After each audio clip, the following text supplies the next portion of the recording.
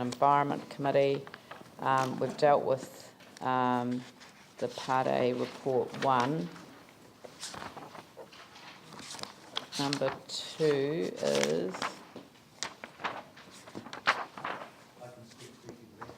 Hang on, I'm just having a look. 64. 68. Yep. So look, basically the committee supported the staff recommendations about the upgrade of the roads out of Templeton and also the realignment of another road.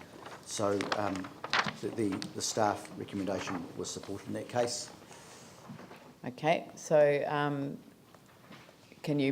would you like to move that? I'll move that, yep. Seconded by Tim. Any discussion? Question on the pump station 88. It's 2.12 on page 66. It says the cost may be slightly more than what NZTA will pay for. I just wanted to understand if we had any clarity about what that extra cost would be and how it would be funded. Obviously, it's new capital that we're putting into a project, and I just want to check if we've got funding on budget or what the financial implications are. I think that would mean if it was a case of betterment, Yanni, but the staff would have to contact on the specifics if they're available.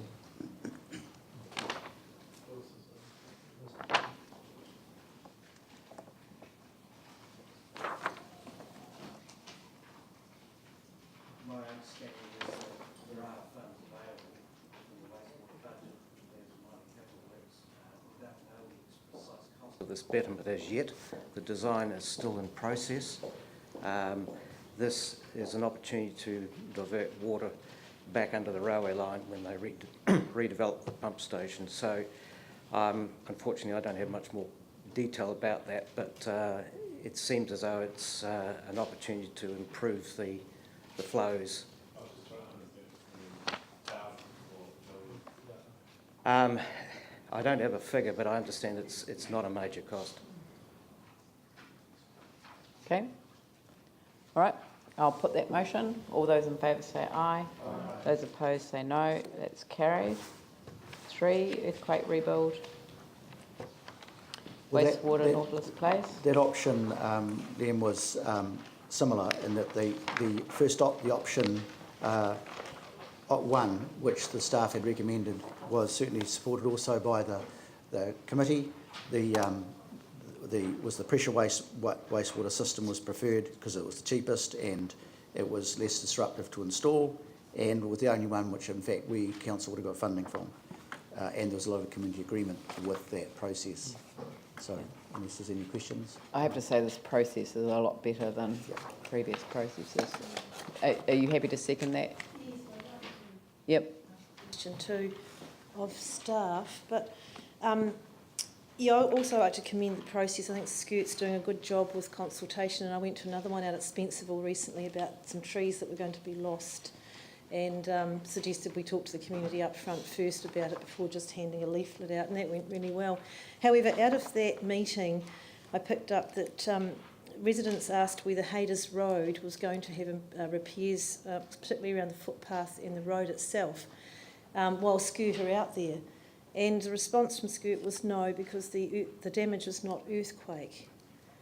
At which point the residents threw their arms up and regaled us with stories about how they were standing on the footpath during the quake and they blew up. So is there anything that we can do to take this forward? It seems silly that Scoot are out there doing all these works and they're not going to repair the footpath or the road. And the residents are fully convinced that this is earthquake damage. I can follow that through. Scoot are really doing no footpath repairs. It's not part of them, and the reason for that is it's just not subsidisable through NZTA. There is a footpath program which is running independently, but I'm sorry, I don't know the specifics of this, but we can actually find out from staff. Yeah, because I guess what I'm getting at is it's about aligning the works. I mean, when you say they're doing no footpath work, but they're digging the roads up, they're digging the paths up. Yeah, they are repairing what they do as part of their repairs, and then they've got a road program. They don't have a specific footpath program Yeah. independent of where they go and they go, some of the sewers go right under the footpath, so we will replace the footpath in that case, but if we're not picking up the footpath, we don't have a program. But I'll get back on the specifics of that piece of road. Well, look, I'd really appreciate that, Dave. And the thing is that Hayters Road is a major road. We've got a Surf Lifesaving Club down there, a major tourist attraction, and it's a shocker. It's absolute. We've got the sewer right up out of the road, so if you could do that urgently, that'd be good. We'll follow up, and anything that comes up like that, if it gets directed to us, we can then get the information from either Skirt or the contractor or our staff, so don't hold them to council meetings, just drop us an email through. Okay, good. Just want to make the point that it's not just the cheapest and the easiest to do, but it's actually the most resilient. And I think that's the part we've got to get out to the community, that is the most resilient solution. Yep, so I'll put that motion. All those in favour say aye. Those opposed say no. That's carried. Next one's very straightforward as well. Councillor Clearwater, would you like to move I'll that? move it. The only other thing I'd just comment on it, Leonard, since we made that decision, and is that I would hope that the summary of the next report we get also includes some more information on the impact on the estuary environment. That will be useful. That's why we've asked for input from... That's right. So I'm just sort of emphasising that the gap for me as the chair was the environmental part, but I think our recommendation still holds. Yeah, okay. Seconder for that, Pauline? So that the time frame has been put back slightly on the Sarah report coming back. I think it's due to come to us in October, is that correct? Yeah. Is it, so do we need to acknowledge that in the motion? I think you do. By the time we consult with Sarah and the other parties, it will be actually beyond what will come back to. Okay, so shall I put that the recommendations be reported back to the appropriate or to the infrastructure? We just won't say the next. Take out the word next. Okay. Yep, Yanni? Okay. I'm just trying to understand the purpose of having wider consultation on it. It's pretty obvious that it's not a goer. So what are we trying to achieve by just deferring a decision even further? It wasn't commissioned by us alone. It was commissioned by the Horizontal Infrastructure Governance Group, which is why we didn't find out about it till ECAN submitted on the long-term plan. And so as a result, we have to take the time for Sarah to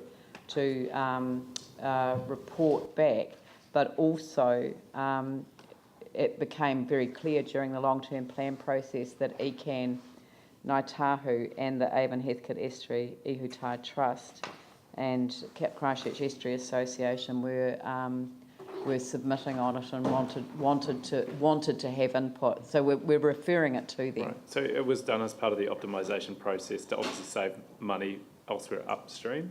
Yeah. And basically, I mean, we've got the summary of the costs. It's only a pre-feasibility study. You'd have to do a full feasibility study. Right. So I just want to be clear though that we actually get to make a decision. I mean, if HIG have commissioned it and they've done the optimisation program, then surely they make the decision, not us. So why are we even being asked to make a decision? Because we're a significant partner in it, and basically most of the saving this report is saying most of the saving would come back to your stock banks and what our infrastructure we would look in turn. So we're a major player in this field, but as this report's recommended or this recommendation is recommending, we're just going to get that input to those partners.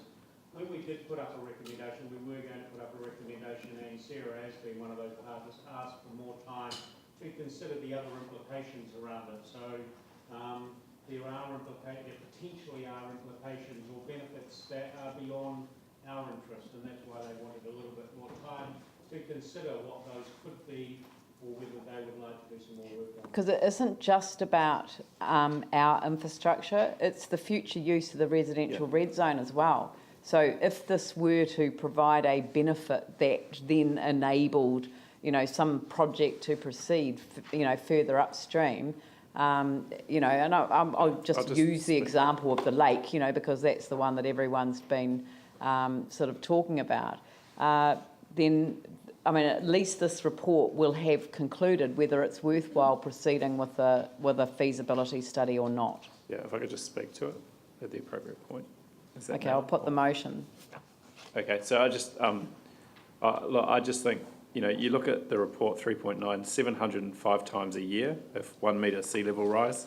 The cost is 545 million, let alone all the environmental impacts. I just, it's interesting to reflect on the 10-year anniversary of New Orleans. I just can't see the sense in this tidal barrage at all, and I think the report actually confirms that.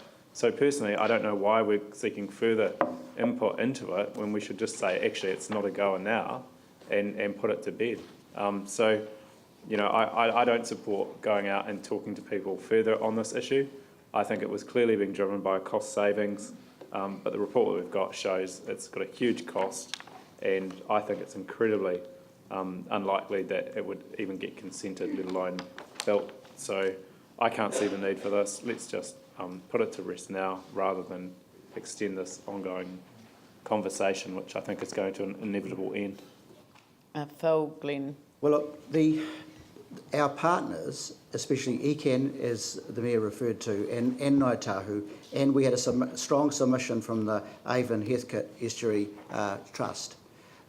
They wanted to be more involved and they wanted to have a say. They told us that. And so it was with that in mind that the committee strongly supported that. That is why I'm still supporting the committee's recommendations. Okay, Glenn. Thank you. I attended the Ihutai Trust last night. Their view won't be any different to what we've heard in submissions, but they still do support actually consultation. So, yeah. I was at Yanni's point prior to that meeting thinking, why don't we just kill this off now? I think it's madness, really, but they do support going out for consultation. Yeah, Tim. But if we knock this on the head now, then there would be no need for further consultation, would there? I mean, that's the question I think that Yanni's raised, and I think it's a valid one. Yeah. Well, I'll make the point that there have been several reports on this very issue before, and if we don't deal with it properly, it'll come back. So I personally support actually engaging with ECAN, with Ngāi Tahu, with Avon Heathcote Estuary, Ihutai Trust and the Christchurch Estuary Association, because they are stakeholders in all of this. The right decision will be made when we have all of the information in front of us. I think the report doesn't deal with the environmental issues if we don't engage with ECAN, Ngāi Tahu and Avon Heathcote Estuary, Ihutai Trust. I can imagine a future council having to deal with this issue all over again, and I'd much rather deal with it well and deal with it now. No, you've already spoken. Yeah. So I will put the... sorry? I'm happy to see the motion to encourage. Oh, no, I mean, you just vote against it. I mean, it's fine. I'll put the motion. All those in favour say aye. Aye. Those opposed say no. And if you can record Councillor Johansson opposed. Thank you. So, is that the... Oh, we've got the... Have we got some wording sorted for this? Yeah, so we're Yes, going look, to change it to... The staff might like to comment too, because clearly there is room in the consultation and engagement for the community boards to be involved. But I think their point is, that they've got a special stake in this. They've already got delegations. And what I was going to suggest, and I will hear from the staff, but that, in fact, we still go ahead and do this, but that is subject to the input and recommendations from the community boards. And I think Paula Smith, chair of the Littleton Mount Herbert Community Board, put the case pretty strongly today. Yeah. But anyway. So the way that the resolution would be that we approve it, but or should we she said that was good, that subject to input and the recommendations of the community boards.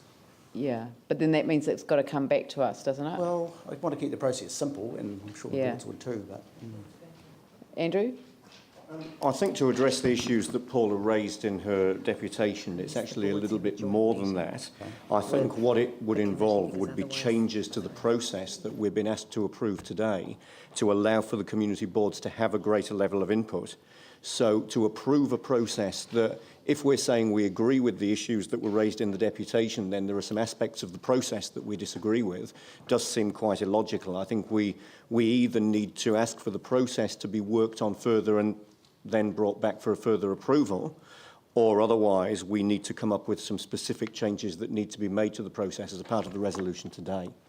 But there are some issues that Paula raised that clearly speak to some gaps in the process and some changes that need to be made to it. I'm certainly not comfortable approving a process today that there are parts of that are lacking in terms of community board engagement and a guarantee that that will occur. Yeah, the feedback that we had this morning at the deputation was that the community boards really need to be right in at the beginning of the process, not after the scope and process is approved and then we go off and ask them what they think of it. So how do we rework this so that the individual community boards, because we also got the message that holding a single community board combined meeting or seminar for all of the community boards wouldn't work because not all of them come up and they are not all interested in each other's areas. So how do we get some wording up which means that staff go out to the community boards and are dealing with each one individually and then coming back with a project scope? I've got some changes to the wording on page 181. I don't know whether that would be a useful way forward to approve the scope subject to the following changes, whether that would be a good way forward, or whether staff have got a different way of working that would satisfy what we're wanting to achieve today. 181. We're on page 78. 161, sorry. 161. Oh, 1 point. So in the appendix, the attachment 2 to clause 5 on page starts on page 159.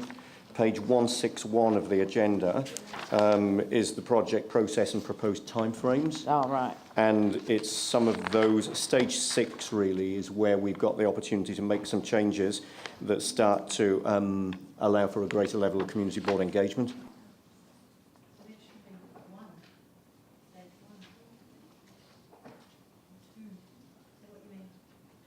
Except that if we look at the dates, stages 1, 2, 3 and 4 and 5 in fact have already been completed by the looks of things. So stage 6 is the next part and that's where we would expect a greater level of engagement with the community boards than just a combined seminar. And at stage 8, for example, we would expect the draft plans, I would suggest, to go to the community board for further comment before going to the committee and to council so that any further changes can be made to those drafts. And I think with those changes, it achieves a lot of what Paula was outlining in her deputation and guarantees that those extra interventions by the community board can occur. Also, can we put subject to the input and recommendations of the individual community boards? Yeah, so I would suggest in stage 6 individual engagement. So where it's got combined seminar. Yeah, but we're not actually passing it. Well I mean, I suppose we're approving the process. Yeah. Put it in the resolution, Andrew. Yeah, just that's what I'm thinking. Approve the process subject to the following changes. Yeah, but subject to the input and recommendation of the individual community boards. And that the draft plans be sent to the individual community and boards. That the draft.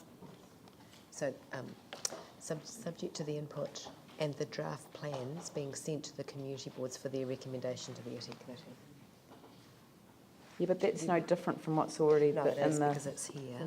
They want to put, Andrew's saying to put the draft plans to the boards to change this and put the, so before it goes to the committee. No. Well, I'm saying approve what we've been put... asked to prove today, but amend the process so that in stage 6 of the process, instead of a combined seminar, we have individual engagements with the community boards. Yeah. And in stage 8, prior to reporting to the ITI Committee and Council, the drafts be circulated to the Community Board for their comment and input. Oh, yeah, okay. So, so subject to the input and recommendation of the individual community boards, in brackets, put stage 6, and then it's clear what we're talking about. So stage 6 is the combined seminar. So subject to the input and recommendation. I can't see what you're looking of at the there. You've individual. got something on your screen there that we're not seeing. Why is that? Oh, can you put it up on the screen?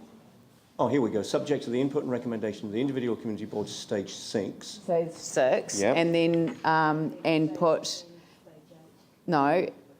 Oh, yeah, okay, and stage 8. And stage 8 to include referring the drafts to community. No. Sorry, just leave it at stage 6. Subject to the input and recommendation of the individual community boards, stage 6. So you can see that it's individual community boards and not a seminar. And then put and ensure that the draft plans are referred to the individual community boards prior to reporting to the ITE committee.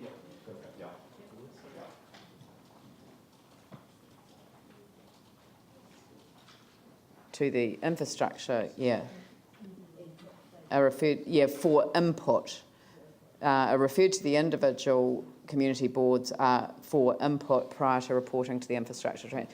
So that's all in there, and put in brackets after that stage 7 and 8, and then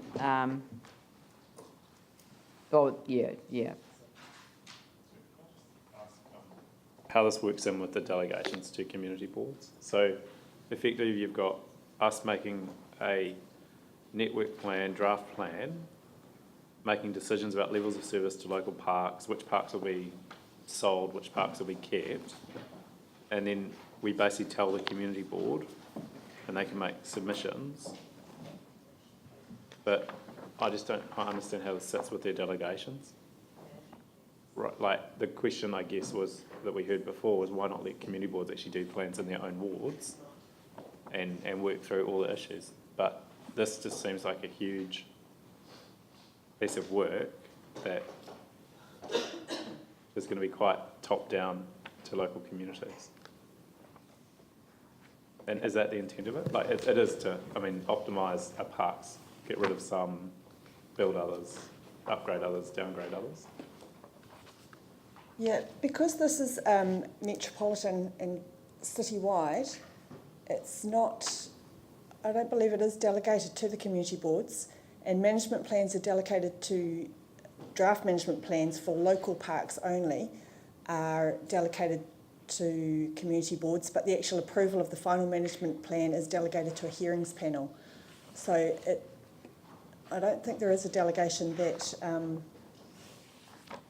would affect this.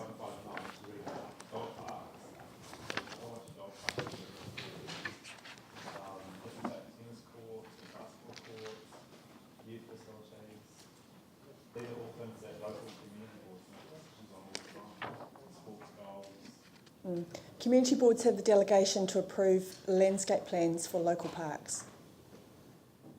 And so this will be informing all those landscape plans at a citywide level.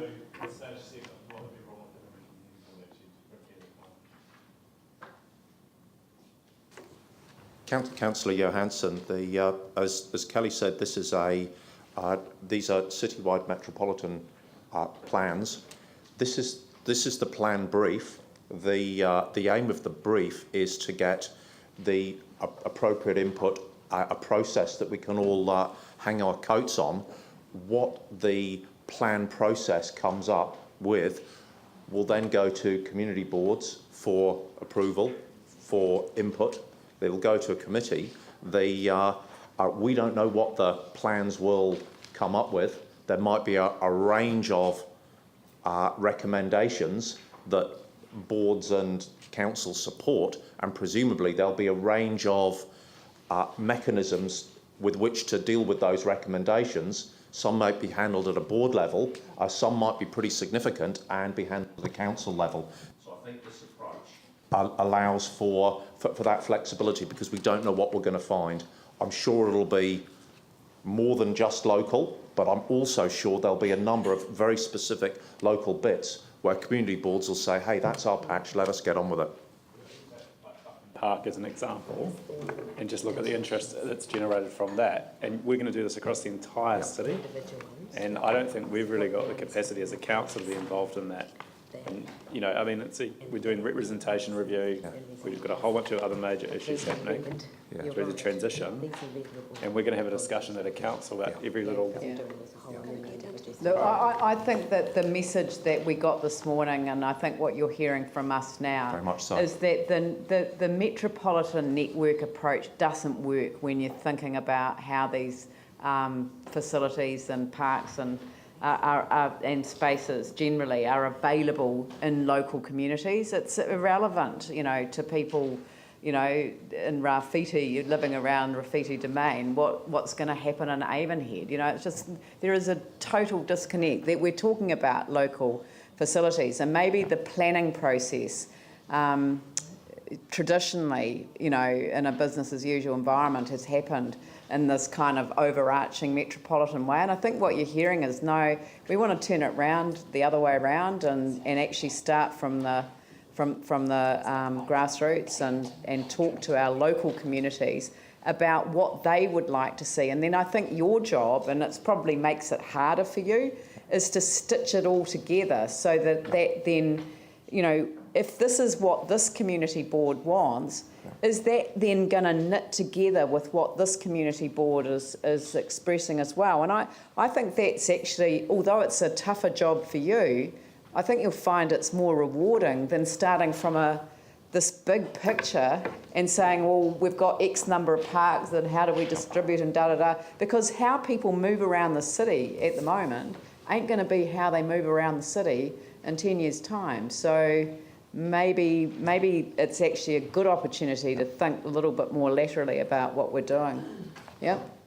Look, I think it is a challenge to tie in the metropolitan overall planning with the local park thing and the delegations of community boards. But I think that we're heading in the right direction. We've got some really good examples that I referred to before. The planning for the metropolitan cycleways and involved recommendations from community boards is a good case in point, and bus priority lanes is another. So I think, you know, council is doing pretty well in beginning this process, so that in fact the boards are more involved. So I hope that this leads to that. That's my say. Okay. All right, so... Well, what was the outcome of that? I actually understand the local stuff that will go through the local community, but I don't want to spend that council doing every Look, local park. we don't need to sign this off right now, do we? I mean, it's not urgent. If it doesn't get signed off now, it certainly will delay the process of the project. Right. Well, yeah. I mean, but no one's going to sort of kind of completely fret over that. We can redesign the process so that it's more grassroots up on a community board basis. Yeah, certainly. Can we do that? The process as we have it, you know, happy with the idea of going to each of the individual community boards and getting their input there. I think we need to explain too that we're not getting down to the nitty-gritty individual landscape plans and each item within each park. That will still go back to community boards as the action plans that fall out of these network plans. So that local input will still be happening. This is more at a sort of general policy type level of the amount of play facilities we provide, that kind of thing. Yeah, I don't know.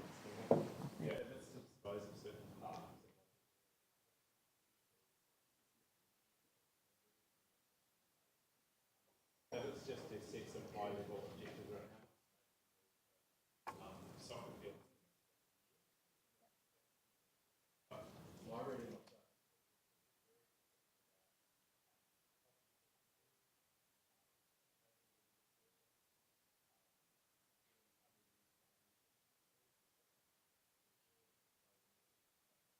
The specific investigations, isn't it? That's all at the moment.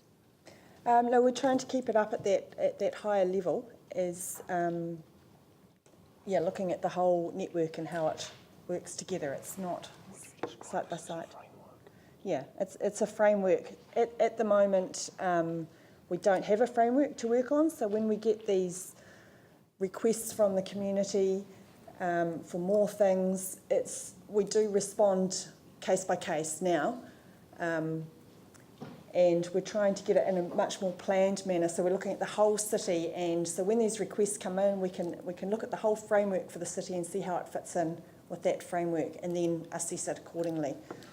Yeah, I think I don't know that I'm necessarily hearing why this has to be done right this very minute. When we've heard from our community boards that they want to be engaged right on the ground, you know, at the start of this process, on an individual board by board basis. Yep. Leanne, I detect some lack of clarity. I detect a need for a metropolitan framework under which to make decisions, but I also detect a lack of clarity as to the delineation between individual park community board input and a framework. Possibly we should have teased this out at committee a little bit more. I detect a little too much unease to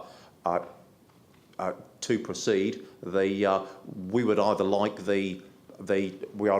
to proceed with this, or we would like the instruction to maybe go back to the committee and just refine some of the scope and really clarify that interface between community board and council, and the decisions that they might both be required to make.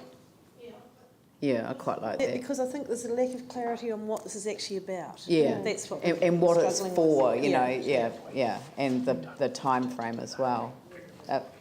Phil, then Andrew. Well, look, overall I support that too, although, and we don't want all our little parks ending up like as contentious, and we had one of these this morning. That's the whole thing, and why it does need also some, you know, a metropolitan oversight. So I think bringing a new, a changed process, there've been some clear suggestions today, back to the committee will help resolve this, and we are better to take some time to get this right, as we learned this morning. Can I also just raise, I almost think it should be a workshop. Oh, sorry, I'll quickly finish. Just the other two things that are really important is the community charter that we've asked work to be done, and the complementary currency, and it all ties in. So, yeah. Yeah, and that leads beautifully into the comment that I was about to make, which is, you know, a network approach may seem like a good thing from a metropolitan viewpoint, from a management viewpoint, but the reality is that these are all different parks in different neighbourhoods with different needs, different communities, different desires, and that's actually not a bad thing. You know, the fact that a community in Akaroa might want something different than a community in Avonhead probably shouldn't come as a major surprise to us.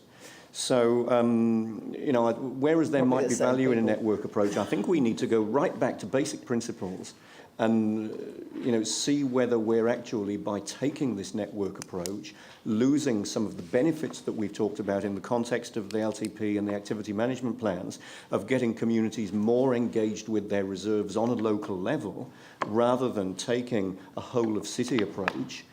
Paula made reference to the cemeteries master plan, and that again was a metropolitan approach where the timing wasn't ideal, and there should have been more input or more opportunity for input from local communities. And, you know, there are some outcomes there that haven't been good local outcomes. I would hate to see the same thing happen with this piece of work. So I would say, I mean, I agree with leaving it on the table for a further review and bring something reworked back to us, but I'd be quite keen to see that review go right back to basic principles of what are the benefits of a metropolitan network approach, and how do we avoid losing anything on a neighbourhood basis as a result of taking that approach. Okay, so that the report be referred back to the Infrastructure, Transport and Environment Committee for further consideration, report back to the Council. I'll move that, and I'm just suggesting a slight amendment, just further consideration of the processes. So for further consideration of the process. I think we need a workshop on this, really, though, don't we? Well, I mean, Environment Committee, I mean, Will do, okay. you can organise that, I mean, The timetable, it's probably going to be easier for the committee to, rather than finding a date in your council workshop timetable. yeah, so I'm just going, they can decide to do that though, yeah. All right, Councillor Clearwater moved and seconded by Councillor Cotter. I'll put that motion. All those in favour say aye. Those opposed say no. That's carried. Thanks very much. Now, look, could you grab a quick cuppa and bring it back? And we'll start again at past:30.